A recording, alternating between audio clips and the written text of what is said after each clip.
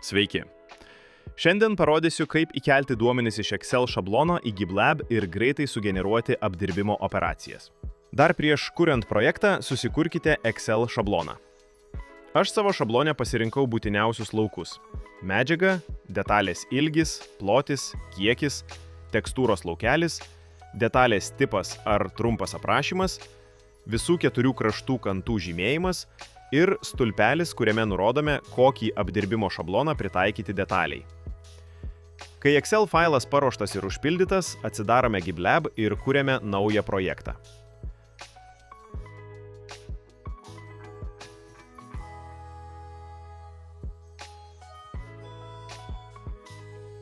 Kairėje pasirinkite funkciją Imports from Excel ir nurodykite paruoštą Excel failą.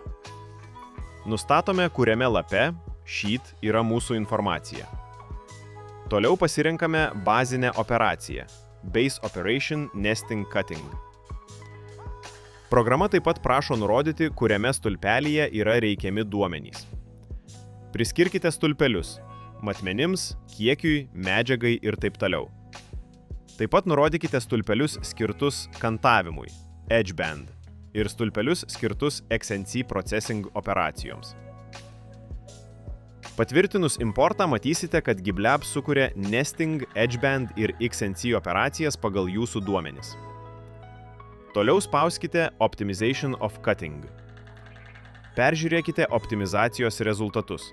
Patikrinkite išdėstymą ir kiekį. Jeigu optimizacija tinkama, pasirinkite Post Processor. Patikrinkite, ar visi įrankiai yra teisingai suvesti.